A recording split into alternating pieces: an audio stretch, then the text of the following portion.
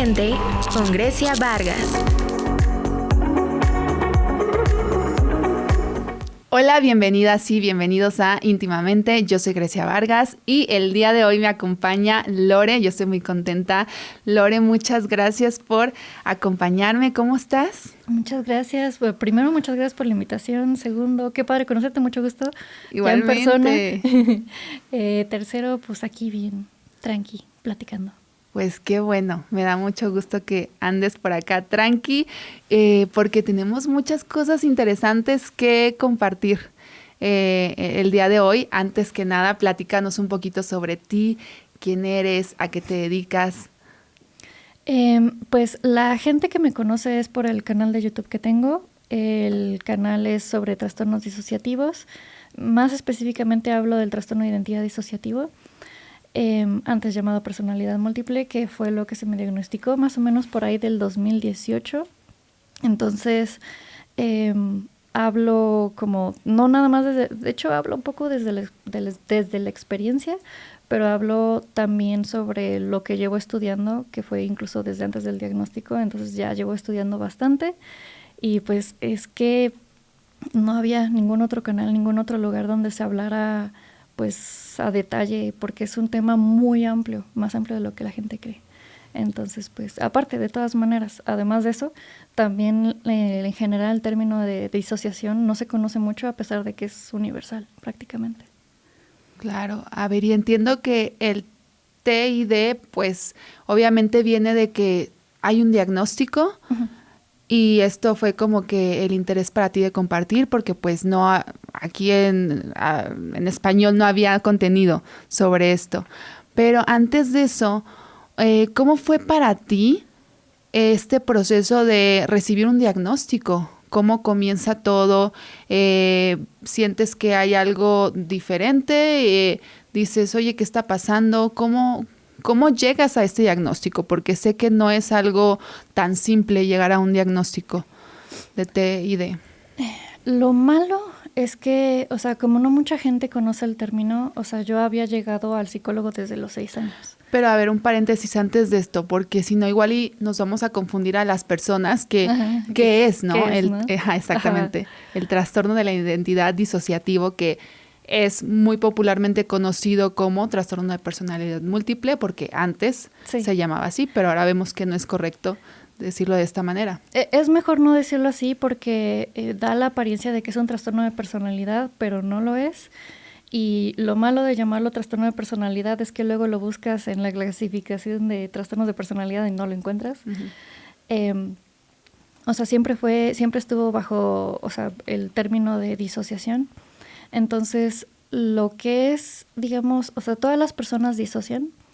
O sea, todo el tiempo estamos integrando, así como estamos integrando lo que vemos, lo que escuchamos, lo que entendemos, lo que recordamos, y hace como que una imagen compleja.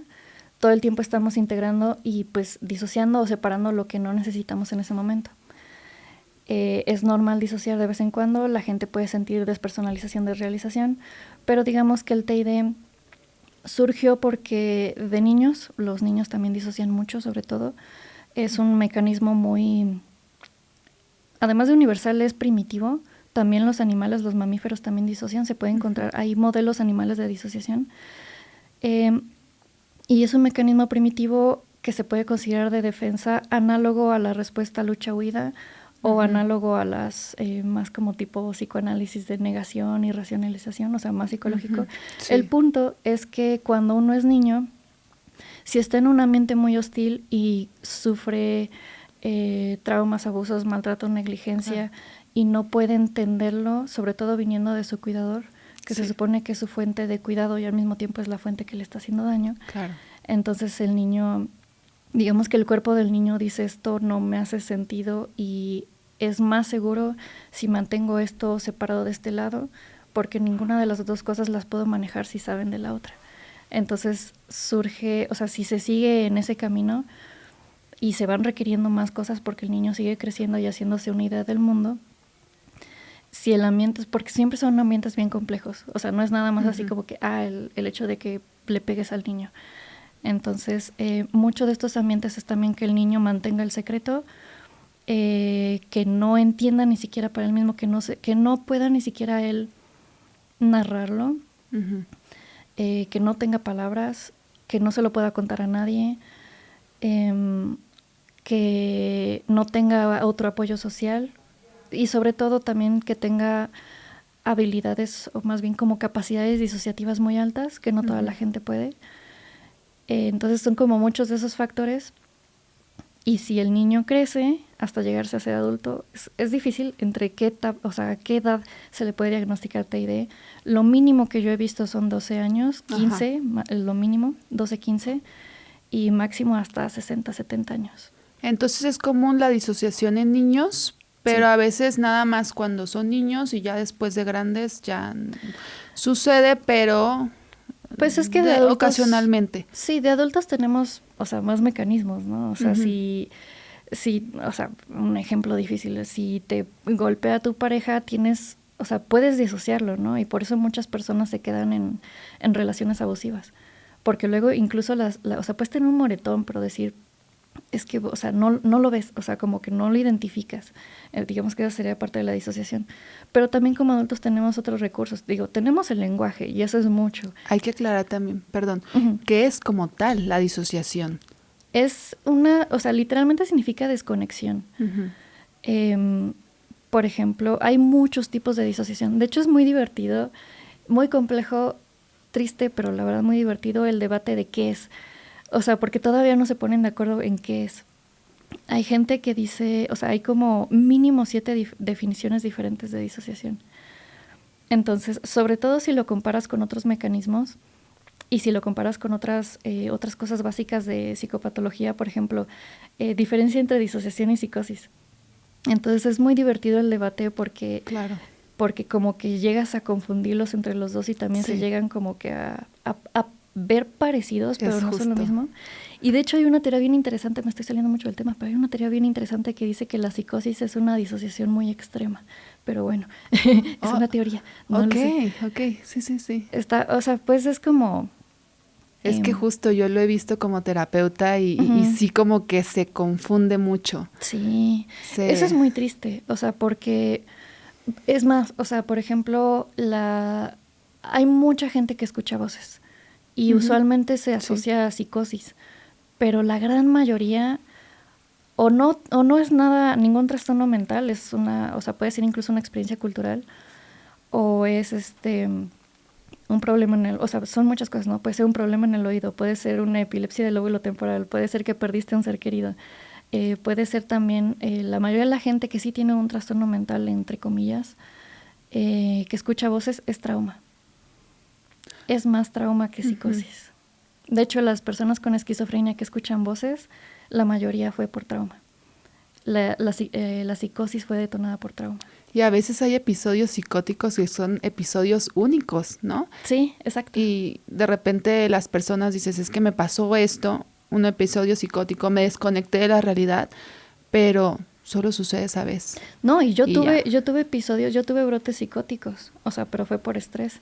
Pues, o sea, me gusta la teoría de que dice de que, o sea, hay como cuando tu disociación no es suficiente y tu cuerpo no sabe qué hacer. Digamos que, es más, hay como una analogía que a veces pongo, la disociación es como los fusibles, de que cuando tienes un disparo de electricidad, se botan los fusibles para que no se te quemen los aparatos. Esa es la disociación.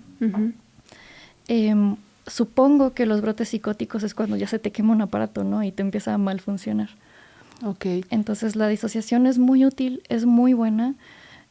Lo malo es que en los trastornos disociativos ese mecanismo se salió de control. O sea, ya fue demasiado, ¿no? Y ya es... las personas con TID usualmente tienen, como los niños, su mecanismo de defensa principal es disociación, o sea, como los bebés. Un bebé no puede correr, no puede luchar, o sea, lo más que puede hacer es llorar, que es el llanto de apego. Ok. Y cuando no puede, pues necesita otras cosas. O sea, y pues muchas personas con TID crecimos como con esa única opción o la mejor opción, que hay personas que pueden disociar mucho, pero incluso hay personas, o sea, ya tomándolo más del punto de conductual, como que si te funcionó disociar, el no estar ahí en ese momento. Hay gente que se ve en tercera persona, o puede ser que estés pero no estés. Claro. O puede ser que incluso, sí se puede, y es mucho más cabrón. De esto casi no he hablado porque personalmente a mí me causa mucho estrés, pero incluso hay personas que se disocian viéndose desde el punto de vista del perpetrador porque duele menos. Ok, qué fuerte. Entonces, cualquier cosa para que duela menos, ¿no? Y eso logra la disociación. Entonces, te quedas con eso. Totalmente. Y pues introyectas también como, así como que, chango. Y luego está peor porque tienes que disociar eso de que ya entendiste al perpetrador y lo introyectas y lo tienes que disociar porque dices, no, yo no quiero ser así. Entonces, son muchas cosas. O sea, son muchas cosas implicadas en la disociación. Entonces, sería algo así como la diferencia principal entre una disociación y un brote psicótico, sería como algo más intenso. No, digamos que al menos de la forma que yo lo entiendo, en la disociación no pierdes el sentido de la realidad en general. O sea, no se le llama, que de hecho es un criterio, por ejemplo, para la DPDR, que es despersonalización de realización, es la prueba de realidad intacta, porque sabes que algo raro está pasando. Yo creo que esa es la principal diferencia. ¿Sí? Como que sí sientes, algo raro me está pasando, que no me estaba pasando, no está padre, no está divertido, y no quiero que me pase. Y en la psicosis sí te lo crees. O sea, te compras lo que estás viviendo así como, no, pues sí, o sea, sí me está hablando ese pajarito, ¿no? Claro. Un ejemplo muy tonto, pero pues... Sí. Y bueno, incluso a veces dentro de la psicosis puedes estar viendo que el pajarito te habla y decir, ok, veo al pajarito que me habla, pero sé que esto es parte de la psicosis, ¿no? Llega un punto en el que lo entiendes a este nivel. Y también lo difícil es que eso también, o sea, también puede rayar en el trauma si tiene sentido. O sea, porque mis brotes psicóticos no tenían sentido. ¿A qué te refieres con el trauma exactamente? Por ejemplo, digamos que yo tenía, yo tenía flashbacks, pero no sabía lo que eran. Entonces yo de la forma que lo sentía, que lo percibía, es que había cosas que me perseguían, cosas que me querían hacer daño, que ya me habían hecho daño, pero yo sentía como que todavía estaban ahí. Entonces yo tenía como que estos delirios de persecución. Entonces digamos que fue trauma de ese lado, y lo que fue el brote psicótico es, o sea, simplemente me puse a gritarle al aire así de, ¿qué quieres? Así como que, o sea, como que ya, así como que, o sea, si me quieres atacar, atácame, pero no me andes como stalkeando. O sea, literalmente le estaba hablando a nada, pero es como, o sea, viene de trauma, pero como digamos que se me salió, o sea, como que ya perdí el sentido, ya no sé ni qué, ya no sé nada. Entonces... Ok. Sí, raya mucho. Ajá. Se puede parecer. De repente, ajá, sí. Y de repente, como dices, ¿no? Hay gente que lo puede confundir un poquito. Sí. Por eso siempre es importante, pues, ante cualquier sintomatología, pues, acudir con un profesional. Sí, o sea, y segundas opiniones también.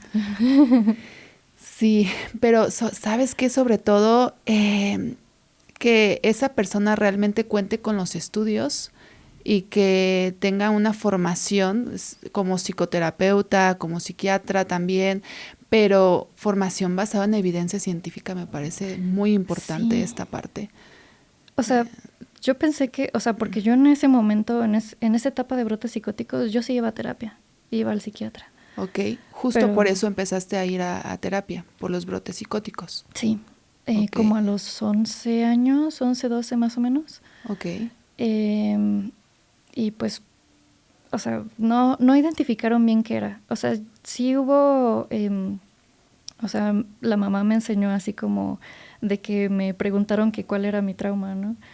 Y yo mencioné algunas cosas y yo dije así de, ok, no recuerdo haber escrito eso, pero sé por qué lo escribí. Y lo escribí porque yo pensé que era lo que querían escuchar. porque yo no sabía. O sea, yo no podía decirles algo que yo no sé, ¿no?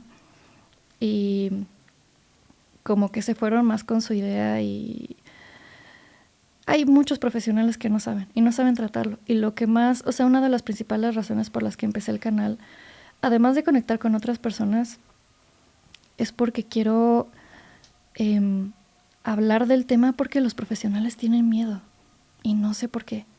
Y también por eso empecé a estudiar psicología y ya me gradué, porque quiero ver, o sea, no tanto porque, quiero ser terapeuta y atender a gente que te... No, o sea, quiero ver qué está pasando con los profesionales, qué pedo, por qué tienen miedo, porque incluso, no todos, pero hay algunos profesionales de trauma y disociación que son así de, diles que no busquen información.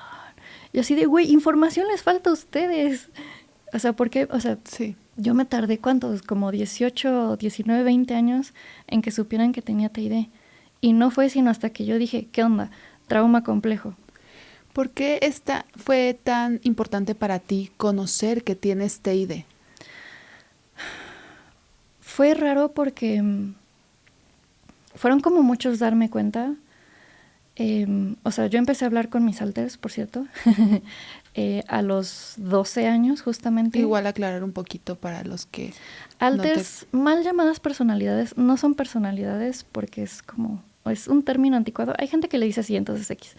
Pero bueno, son partes, técnicamente son partes de uno mismo que están estructuralmente disociadas. Digamos, lo que decíamos de que el bebé que creció de este lado y el bebé que creció de este otro lado, cuando crecen son identidades igual de complejas, igual de conscientes, simplemente que nunca se unieron.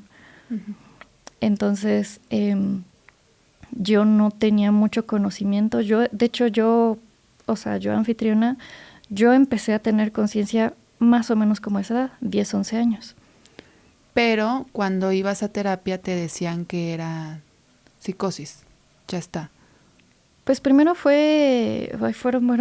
tengo una lista de diagnósticos y así llegué con mi psicólogo actual, así de, pues mira, tengo esta lista de diagnósticos. Tenía, lo primero fue depresión mayor con trastorno de ansiedad generalizada, crisis de pánico, agorafobia, esos son los que recuerdo, pero según yo me pusieron otros que no son, por ejemplo, bipolar, TLP y trastorno obsesivo compulsivo.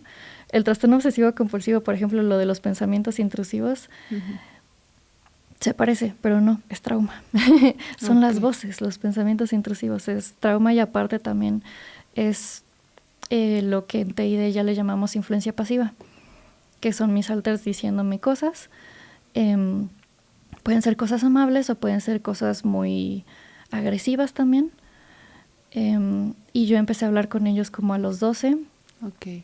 Empecé a escribir mucho más porque, pues, de hecho, mis apuntes de la escuela dejaron de ser apuntes, ¿no? Empezaron a ser diálogos. ¿Cómo fue para ti? Perdón, este momento en que identificas que tienes alters y, o sea, pues no sabía qué era.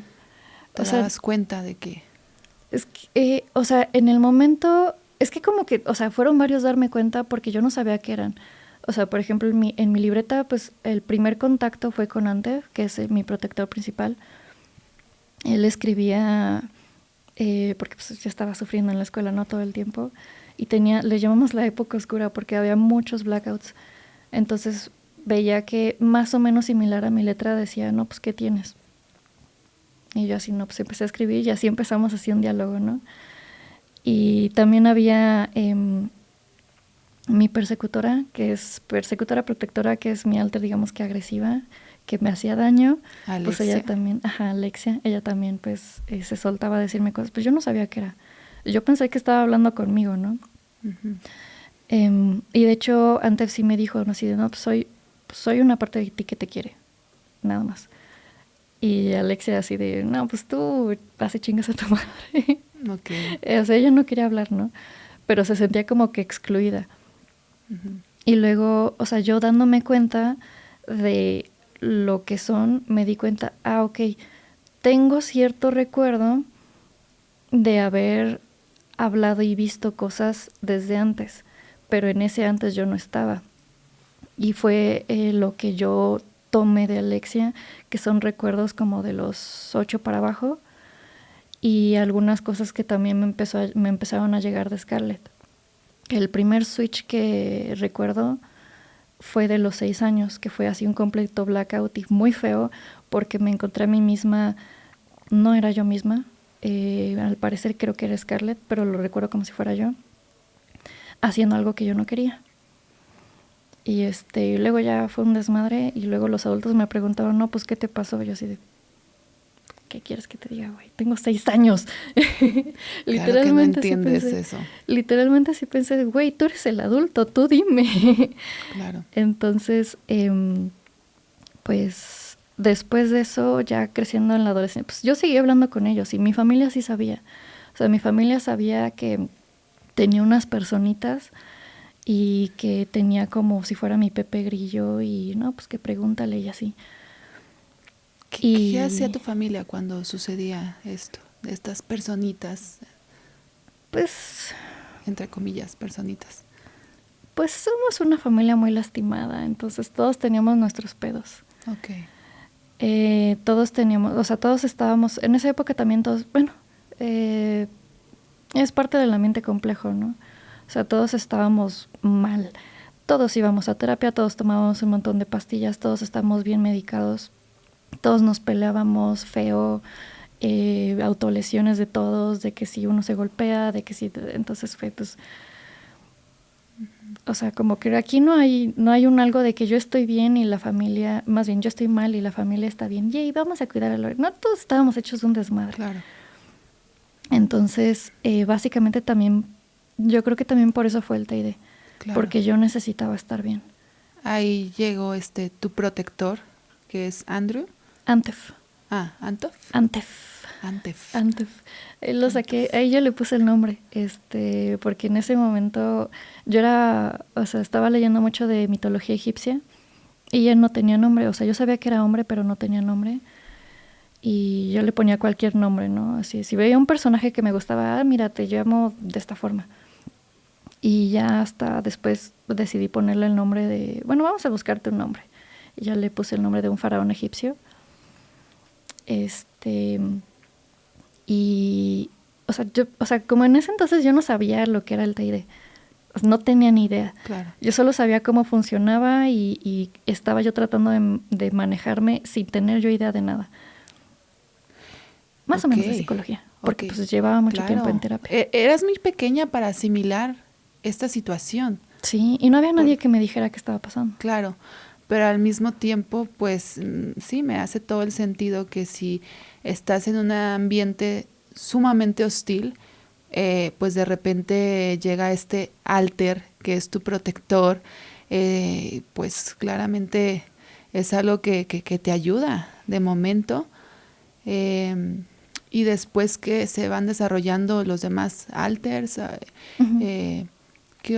¿cómo lo vas manejando? Porque digo, a mí se me hace muy interesante. Yo he visto diferentes videos tuyos que de alguna manera como que funcionan entre sí. Ahorita, sí, ¿cómo? Sí.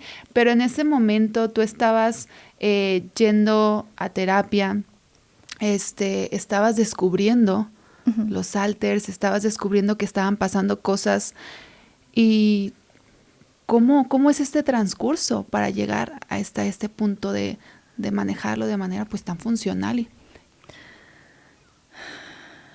El primer factor fue suerte, honestamente.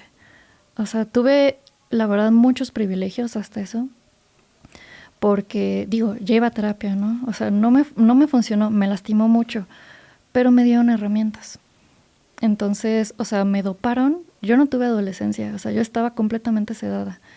Y en este intento de, pues, seguir manejando la vida de que estudiar, yo reprobaba muchísimo.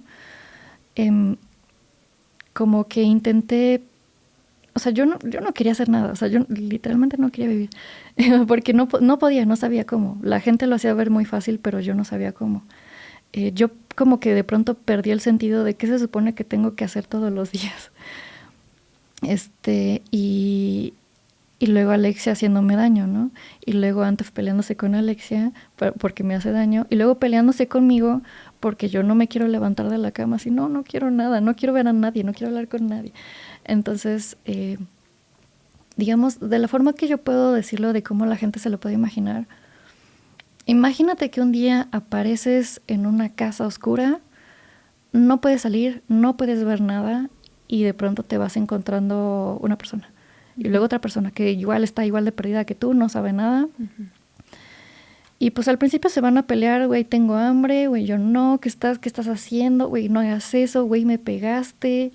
Entonces ya después de unos tal vez 10 años ya más o menos se conocen y más o menos saben qué le molesta a uno y saben cómo llevar la fiesta en paz. Y sobre todo también, o sea, creo que cuando más mejoramos fue cuando salimos de casa y casualmente entramos en un ambiente libre de trastornos mentales. Sí, a veces así pasa, sí, muchas veces eso pasa. Porque pues estábamos sí. en un ambiente de puro trastorno mental. Claro. Que es la casa y la terapia, porque también era terapia individual, grupo de terapia y psiquiatra, todas las semanas, ¿no? Uh-huh. Y pues todo está bien hablar de salud mental, está bien hablar de trastornos, pero era patologizante. O sea, tú ya no eras una persona con necesidades, tú eres el border, tú eres la bipolar. Uh-huh. Sí me decían la bipolar. Okay. Y encontré como a personas ya teniendo mi nuevo trabajo y todo eso, encontré personas saludables y de pronto que ellos manejan, por ejemplo, se enojan, se pelean con el jefe y manejan su estrés ahí mismo en el trabajo, no tienen que irse al baño a llorar, no se están peleando con nadie, dicen, ok, bueno, vamos a hacer esto. Y que no sé qué, yo sí, güey, ¿cómo hacen eso? Nunca había visto eso. Claro, hay otras maneras, ¿no? Uh-huh. Entonces, de afrontar. También necesitaba un ejemplo que no tenía. Totalmente. Y pues eso fue lo que más me ayudó, yo creo. Y también eso me ayudó mucho con mi propio sistema. Así de, mira, sí se puede. Ah, caray. Así se ve. Y también, yo sé que es delicado de decir, pero también hay alters que surgieron que lo hicieron mucho más fácil. Okay. Por ejemplo, Salax es muy impulsiva, pero, o sea, no tiene miedos. Y eso me ayudó mucho con mi agorafobia, por ejemplo. Okay. Porque pues yo no quería salir a trabajar porque claro. no quiero salir de mi casa. Entonces pues ella me fue ayudando. Que al principio fue difícil porque ella también estaba igual, estaba muy enojada. Pero lo encontramos cómo manejar. O sea, ella surgió del enojo de Alexia. Uh-huh. Pero ella lo pudo aprender a manejar de otra forma y lo manejó con ejercicio. Entonces ella maneja el enojo de Alexia con ejercicio, como que lo proyecta, okay. Lo sublima de cierta forma, y pues eso redujo mucho la agresión de Alexia en general, y pues aparte nos pusimos más activos, eso ayudó mucho. Dejé pastillas anticonceptivas, son el infierno. Las hormonas causan muchos problemas mentales también. Okay. Entonces, pues poco a poquito fui encontrando así como que, mira, esto funciona, chale, esto no funciona. Entonces fueron muchos años, muchos años. Claro, es lo que veo y qué interesante cómo pues va surgiendo estos alters que precisamente te van ayudando a las dificultades sí. que estás teniendo. Sí, me da tristeza que la gente asume que, o sea, obviamente cuando surge un nuevo alter no es fácil. No es bonito, muchas veces es por algo que no puedes aguantar, uh-huh. pero muchas veces sí funciona. O sea, por algo uno tiene TID, ¿no? Porque funcionó. Si funcionó cuando eras niño, dice, o sea, el cuerpo dice, sí, creo que necesito separar estas cosas, porque esto junto no me está haciendo sentido, no me está funcionando, entonces separa y vencerás. Y pues más o menos sí. Y también fue mucha suerte, porque sí tenemos una pareja que nos apoyó mucho, que de hecho la conocimos, ese grupito de gente saludable, pues justamente, así me quedo con él.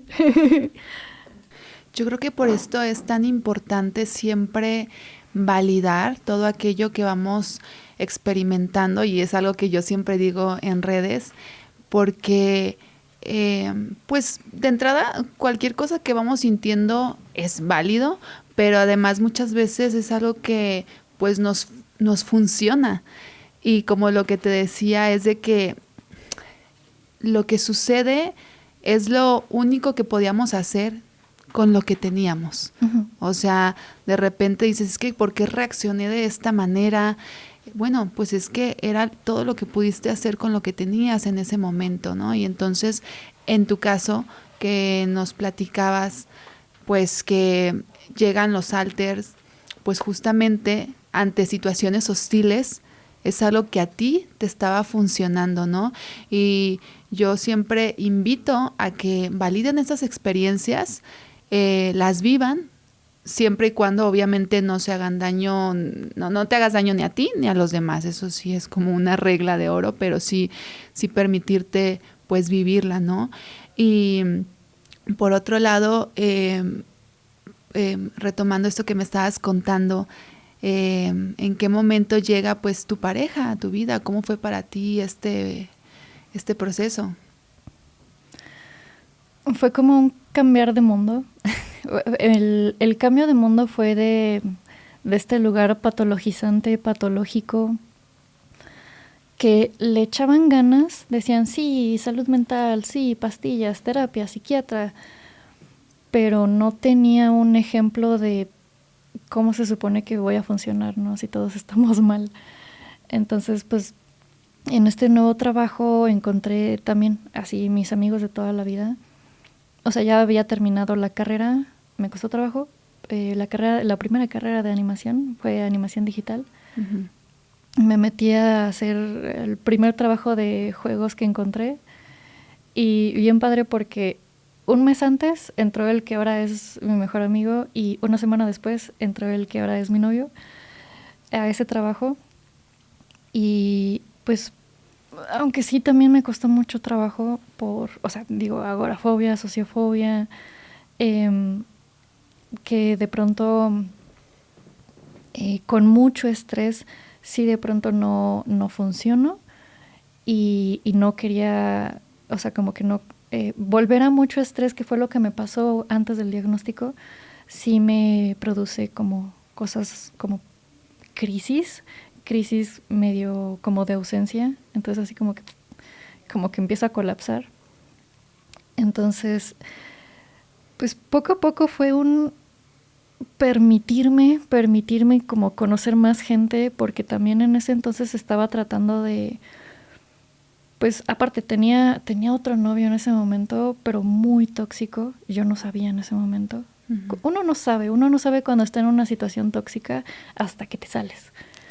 Es cuando más te abren los ojos. Sí. Y es a veces hasta más doloroso cuando lo vives desde afuera, porque sí, te das cuenta. Te das cuenta y dices, así como que no, seguramente soy yo, seguramente pues, igual puede cambiar, ¿no? Y luego quieres ser la persona de, vamos a hacerlo todo saludable, güey, no.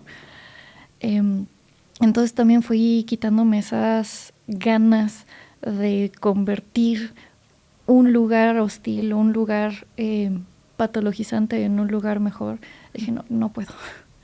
Pero si soy la chiquita, yo también estoy medio jodida. Soy la más saludable, pero también estoy medio jodida. Pues también necesito yo hacer mis cosas y pues sanar yo primero.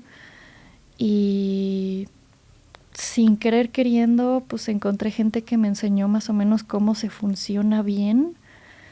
Y ya después, o sea, yo obviamente en ese entonces todavía no sabía que yo tenía TID, ¿no? Pero sí tenía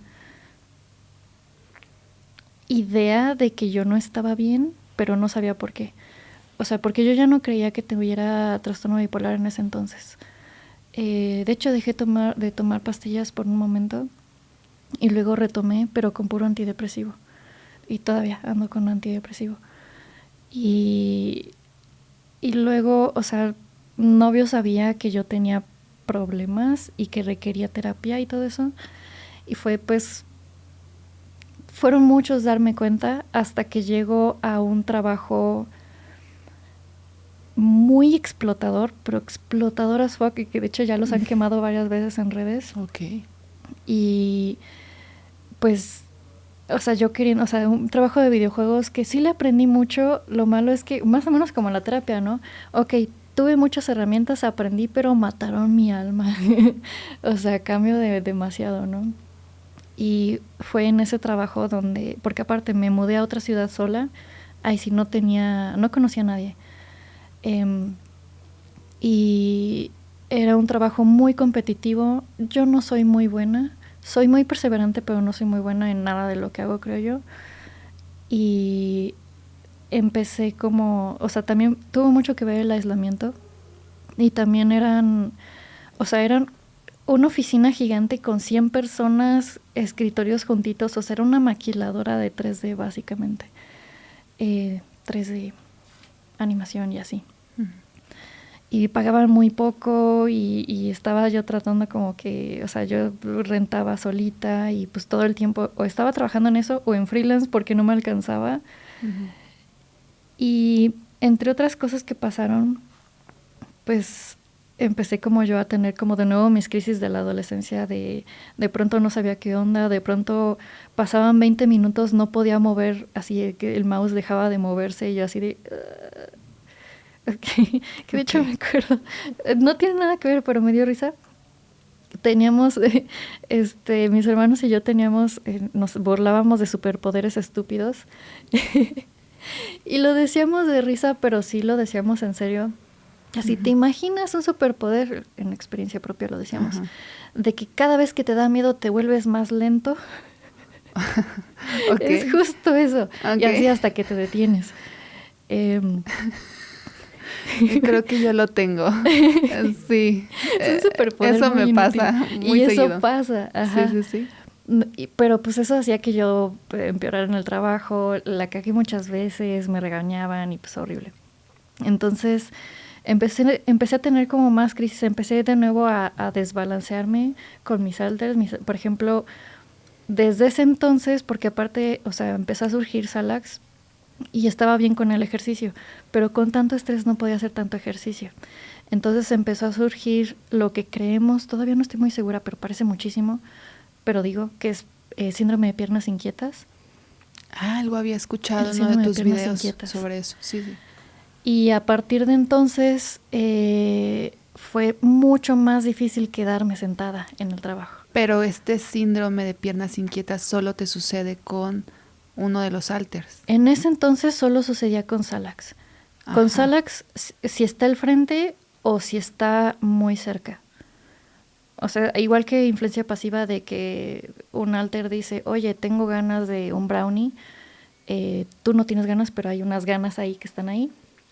Más o menos eso puede surgir, por ejemplo, si yo voy a hacer un switch con Antef, que Antef tiene más fuerza del lado izquierdo, empiezo a sentir diferente mi brazo izquierdo, por ejemplo.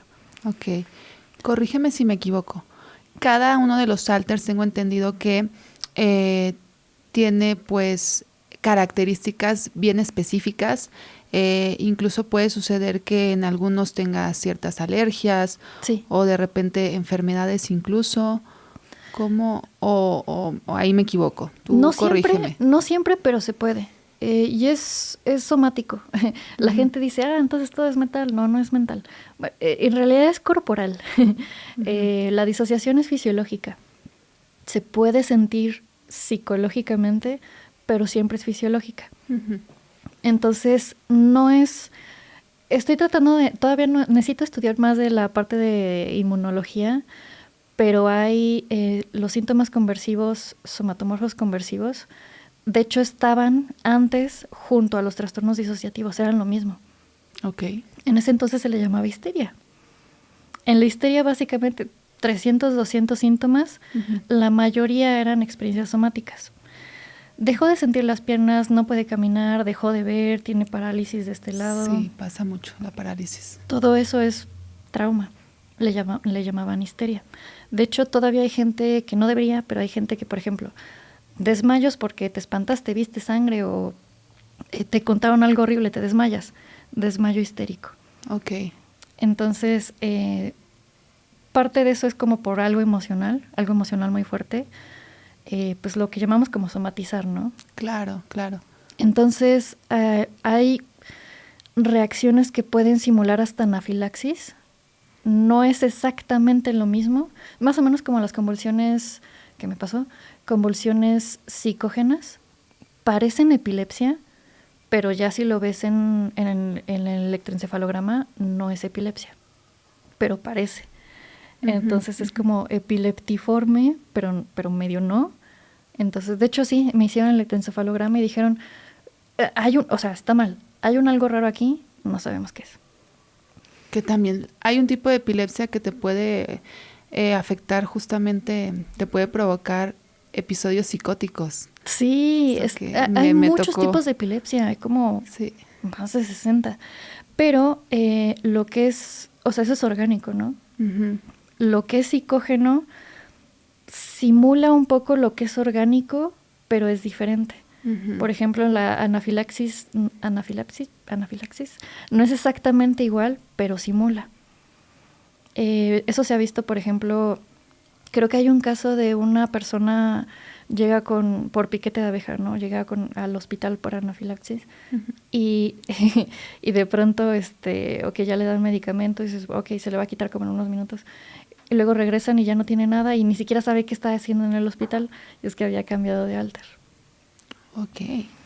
Y fíjate, eso que mencionas también me parece muy importante como resaltar la parte de que sí está la somatización, sí hay muchas veces la sintomatología que puedas experimentar físicamente sí que tiene un origen emocional, pero también siempre me gusta mucho aclarar que no todo es mental, ¿verdad? No todo es de origen psicológico, como lo que dicen pseudoterapias como la biodescodificación, por ejemplo, ¿no? Sí. O sea, entonces nada más como aclarar este punto que de repente hay mucha gente por ahí que piensa, no, es que todo es mental, todo es psicológico. No, no todo. Hay cosas que sí, hay cosas pero no que todo. sí, exactamente. Y hay cosas orgánicas que sí pueden mejorar. Uh-huh. Y hay algunas teorías, por ejemplo, de los trastornos de dolor tipo fibromialgia, que dicen, quién sabe por qué, pero tiene muchísima correlación con trauma, por ejemplo. Sí, es lo que he visto. Uh-huh. Y otras enfermedades tipo encefalitis miálgica, no es cierto, no es encefalitis. O creo que sí, ME, que también le llaman fatiga crónica. Ajá, sí. Que también está, correlación no es causalidad, ¿no?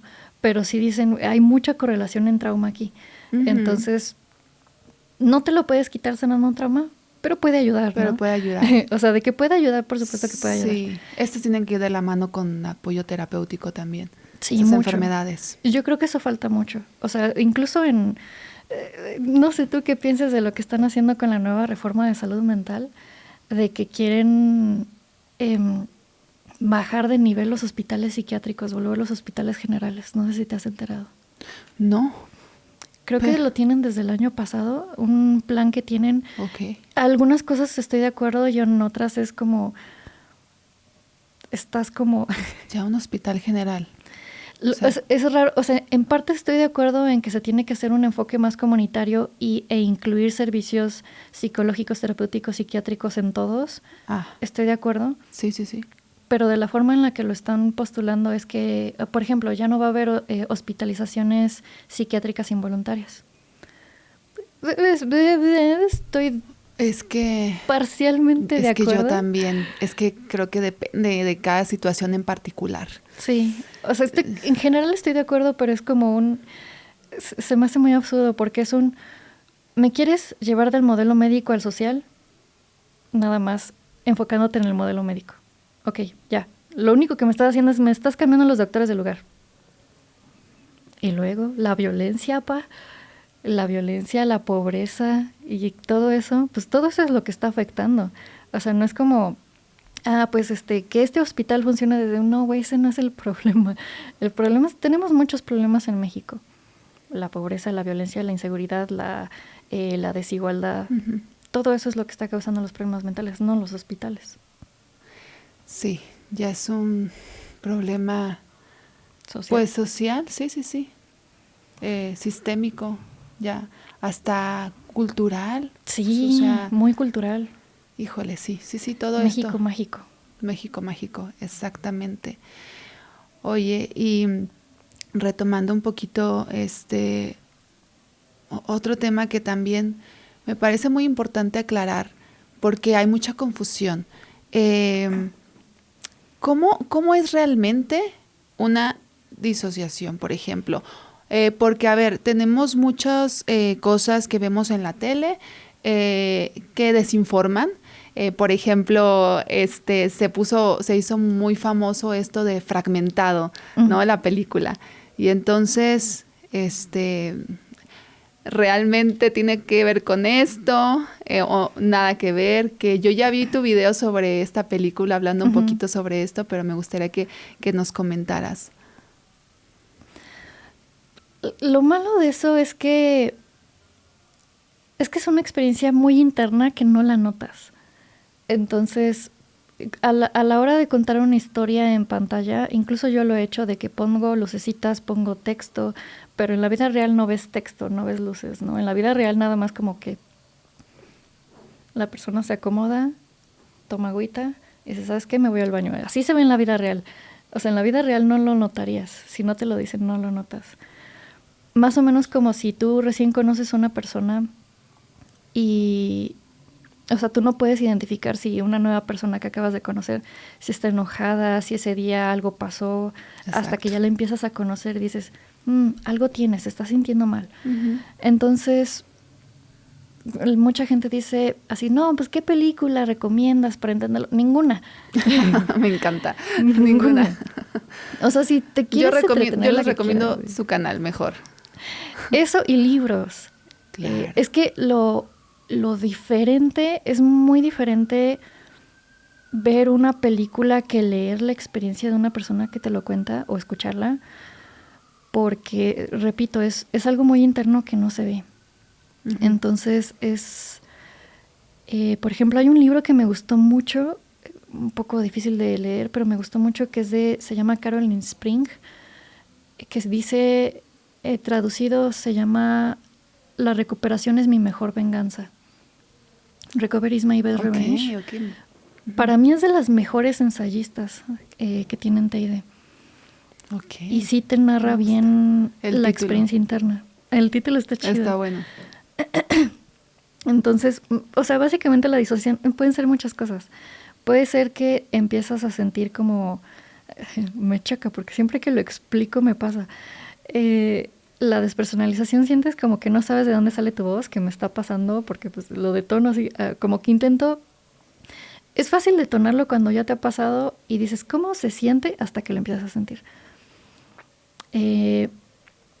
Sientes que tu cuerpo no es tu cuerpo, sientes, te ves en tercera persona, esa es despersonalización. La desrealización es, sientes que estás como en un sueño, todo pasa muy rápido o todo pasa muy lento. Eso pasa mucho, por ejemplo, cuando estás pasando, te cuentan una noticia muy fea, ¿no? De que, ¿qué crees? No sé quién está en el hospital, está muy mal, o ves un accidente horrible, o estás en un accidente. Hay personas que incluso dicen, o sea, en el momento en el que están en un accidente, su carro salió volando, ellos salieron volando, y narran que así de yo en ese momento yo no estaba dentro del coche. O sea, yo estaba viéndome okay. Afuera del coche. Uh-huh, uh-huh. Eso es despersonalización, desrealización. Uh-huh. Hay otras cosas que se pueden denominar disociación, por ejemplo, el trance disociativo. Switch, en el TID, disociar podría significar que estoy a punto de hacer un switch entre alters. También puede significar, a veces también lo usan en general en psicología para hablar de que la persona está expresando una emoción y no está consciente de ella. Por ejemplo, estoy llorando y digo, estoy llorando, pero no tengo motivo para llorar. Uh-huh. O sea, como eso que está desconectado ahí, ¿no? Ajá. Sí. Y, ¿qué otra cosa? También... por ejemplo, cuando uno está, el sistema opioide, los opioides también pueden tener mucho que ver en la disociación. Es decir, por ejemplo, mucha gente cree que cuando tú estás en una pelea y te estás golpeando, es que es la adrenalina. No creo que sea la adrenalina realmente. Okay. La adrenalina te hace, o sea, tal vez puede ser que se te olvide, uh-huh. Pero el hecho de que no sientas dolor si te estás golpeando, eso pudiera ser también disociación. Uh-huh. También me hicieron Tiene una sentido. pregunta que me la hacen mucho, que es o sea, porque también tiene que ver, si un episodio violento puede ser causado por disociación. Y yo digo no, al revés. Si tú a ti mismo te ves haciendo algo muy violento, tienes capacidades disociativas altas y te asusta lo que estás haciendo, sí puedes disociarte de lo que estás haciendo. Y ahí sí es un riesgo. Porque de hecho me da mucho miedo hablar del tema porque sí es delicado. Ujú. Porque, o sea, si la persona es violenta, va a ser violenta, ¿no? Pero Ujú. si le asusta, si está siendo traumatizado por su propia violencia, se puede despersonalizar y puede, o sea, la gente dice, es que ya lo que estoy golpeando no está vivo ni siquiera. O sea, esto no existe, ni siquiera es real. Entonces corre el riesgo de volverse más violento. Híjole, Sí, está muy delicado eso.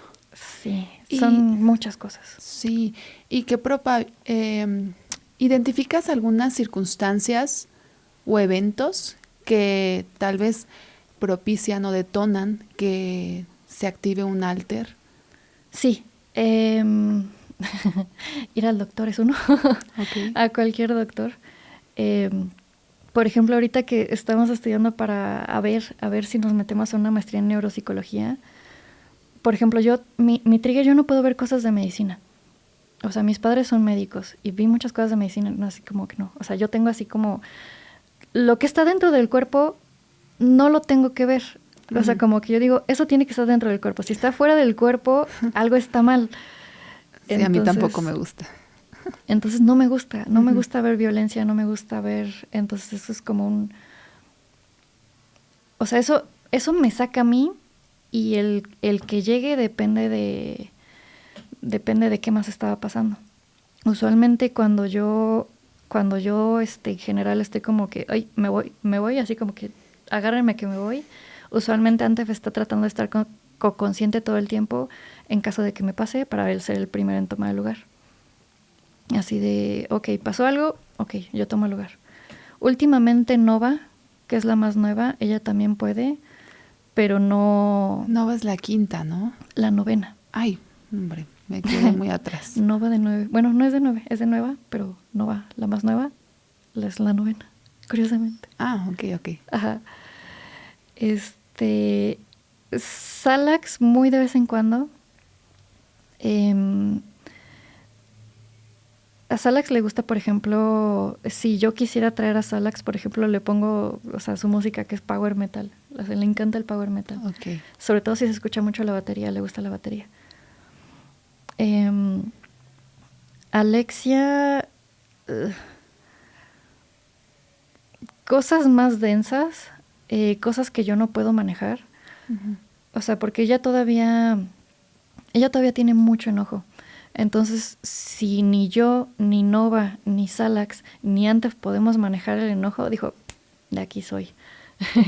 Y ella como no tiene miedo de caerle mal a la gente, de pelearse con gente, a ella no le importa.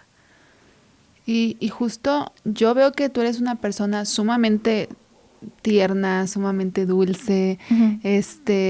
y es Thank you. interesante. Sí, o sea, eres de verdad muy dulce, hasta tu tono de voz, y es interesante cómo Alexia, ¿verdad? Ah, Como Alexia eh, es todo como muy opuesta, sí, pero también eh, por una parte, pues lo que sabemos del enojo es que también el enojo es necesario para identificar las injusticias, para poner sí, límites. sí, Y tal vez esta parte tuya con la que estoy yo hablando ahora, que es tan dulce, tan tierna, tal vez no es capaz de repente de poner límites. exacto, Y entonces es cuando entra Alexia y llega y a ver, no, esto es una injusticia y no voy a permitir exacto. que me estés pisoteando, no voy a permitir, o sea, entonces, por una parte, pues también es funcional. Sí, y, o sea, sí, de hecho justamente por eso, y también por eso me odió, me odió por mucho tiempo, porque pues yo era muy dejada, ¿no?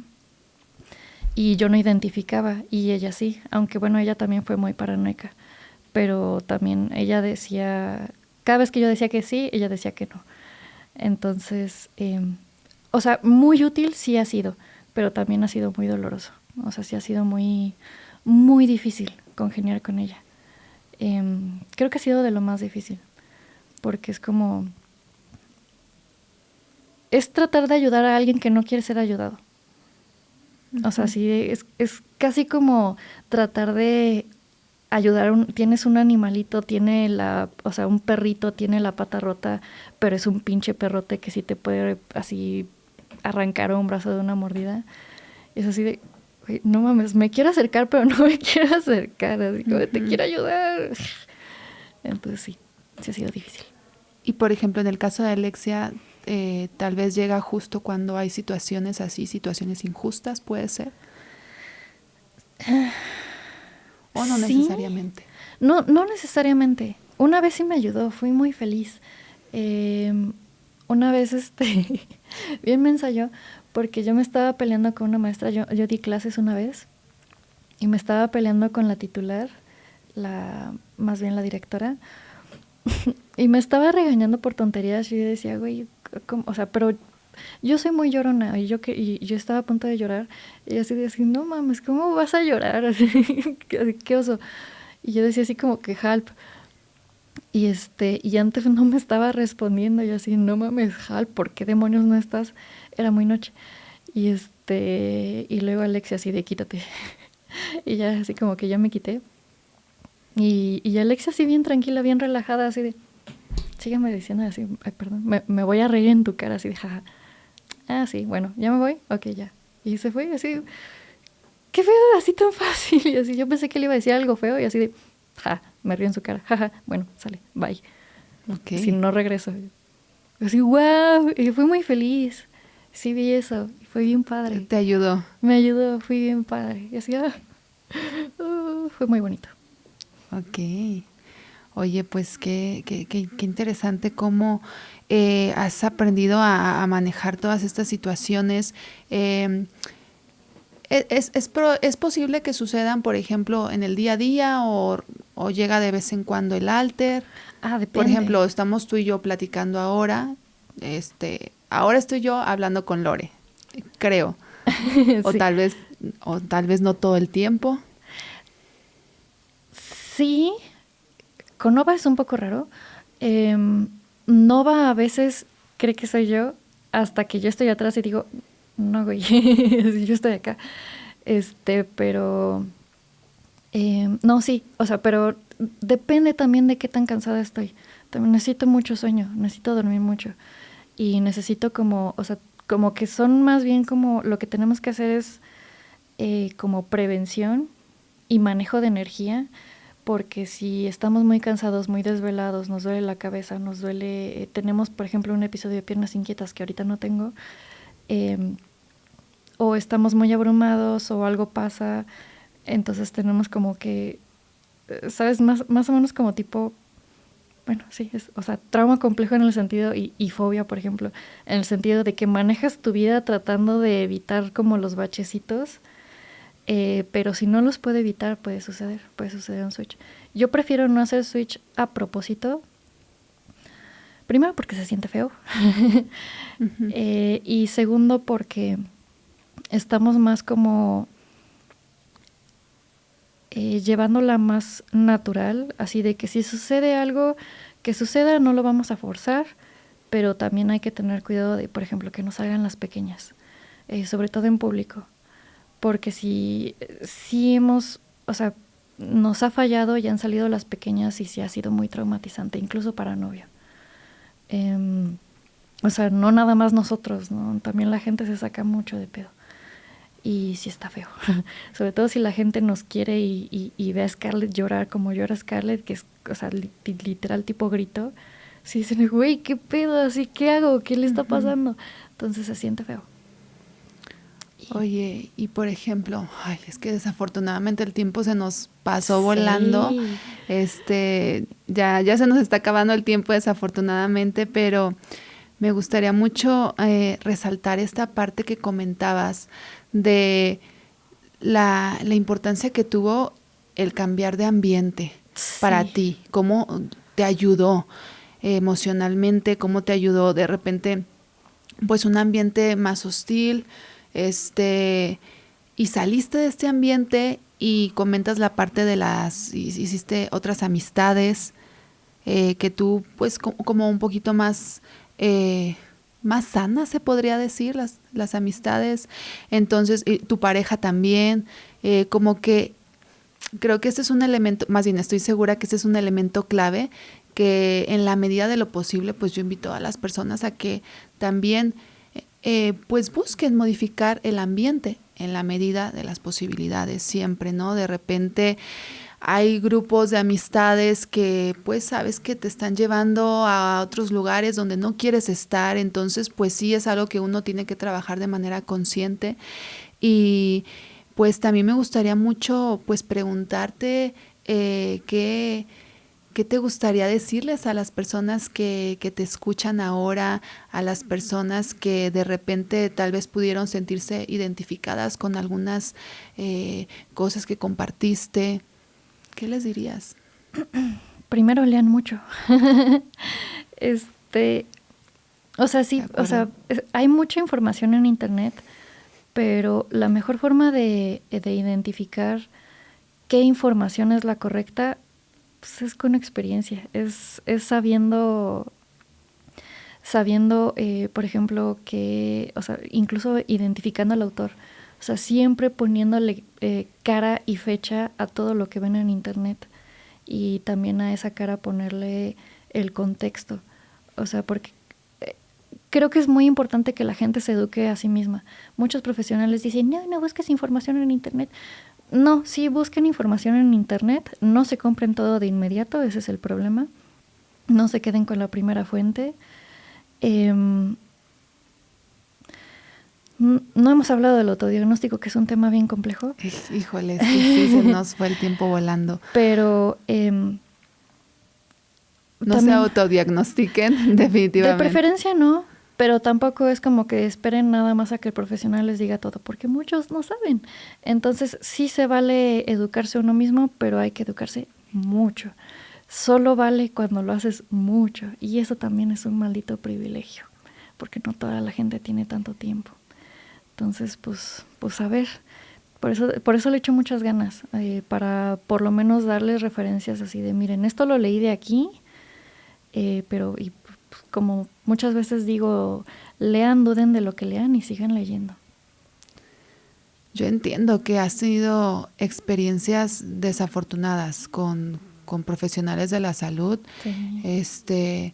Así que, bueno, es que ese también es otro tema, da para mucho, pero yo sí recomiendo que, ahí sí difiero un poquito contigo del autodiagnóstico, más bien yo sí creo que no deberíamos de autodiagnosticarnos, sí leer, eso sí, todo el tiempo, y como lo que comentabas hace rato, pedir segundas opiniones. De repente vas con un profesional y si... Segundas y terceras. Segundas y terceras y cuartas. Si los tres están de acuerdo, ok.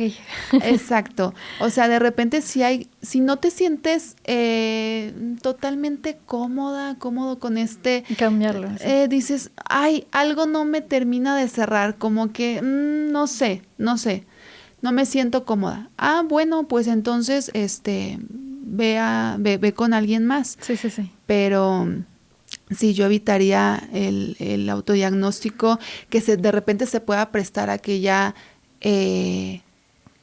a veces hasta la gente se quiere dar a sí mismo un tratamiento y no funciona así. O sea, siempre pues hay que acudir con un profesional de la salud. No, y yo sí defiendo que en algunas cosas, digamos, es más fácil identificarlo. Si te pegas y tienes un moretón, pues tú mismo dices, pues es un moretón. Pero, por ejemplo, en el trauma complejo no nada más necesitas otros ojos que te vean y que te expliquen muchas cosas y con el que lo puedas llevar, sino que también estás desenterrando cosas bien heavies y necesitas también a alguien que te sostenga mientras lo haces. Entonces yo sí defiendo que se tiene que hacer con un profesional, pero creo que la mejor forma de hacerlo es si los dos están educados. Y la mejor forma de saber si el profesional está educado es estando educado uno. Sí, totalmente. Y pues también ver que el profesional pues cuente con la formación profesional que tristemente la profesión de psicología, hay muchísima gente que se la pone como si fueran psicólogos cuando no son. psicólogos, ¿no? Hay infinidad de gente que estudia un cursito y ya se dice ser psicólogo y da terapia. Híjole, esto es súper grave, ¿no? Entonces hay que aclarar que se tiene que tener pues una licenciatura en psicología clínica, más una maestría en psicoterapia, también tienes que estar supervisado, o sea, son cosas que uno tiene que pedir de su terapeuta y también que el terapeuta pues tenga una formación de psicoterapia basada en evidencia científica. Sí, sí. Estos son elementos que pueden ayudar muchísimo a pues pasar por traumas como los que tú viviste. Creo que también puede ayudar a disminuir el riesgo. No necesariamente al 100, pero sí puede ayudar muchísimo a disminuir los riesgos. Sí, o sea, no es garantía, pero pues es un poco mejor. Claro. Tristemente no es garantía, pero sí. No, siempre ayuda. Sí. Entonces, yo creo que esa sería mi invitación, pero estoy totalmente de acuerdo contigo. Hay que leer mucho, hay que informarnos mucho. Eso es una, pues, gran herramienta. Y otro último consejo bien sencillo, escriban un diario. No importa si tienen o no un trastorno, es muy necesario, es muy útil. Es una mejor herramienta diagnóstica que muchas cosas. Es una belleza, la escritura terapéutica. Escribir lo que sea, pero escribir todos los días. Muy bien. Pues muchas gracias, Lore. Mil gracias por acompañarme. De verdad, yo valoro mucho tu tiempo y sobre todo, pues, la valentía que has tenido de compartir tu testimonio personal, que yo sé que no es fácil, y yo pido mucho respeto, total y absoluto respeto siempre, porque no es fácil compartir algo tan íntimo y tú te has abierto a redes y entiendo que parte del proceso pues ha habido sus detalles difíciles, ¿no? A veces las personas son, pues siempre está el hate, siempre está la gente que pues habla desde el odio y sin empatía, ¿no? Claramente. Entonces yo siempre voy a pedir empatía y respeto y pues aquí los estamos leyendo todas sus dudas y muchas gracias por acompañarnos hasta este punto y por acá también vamos a dejar las redes sociales, acá dejamos todas tus redes para que puedan aprender mucho más sobre estos temas y más, porque de verdad que está muy, muy interesante tu canal. ¿Quieren aprender sobre psicología basada en evidencia científica? Acá te dejo sus redes. Follow también. Gracias, muchas gracias. Bye.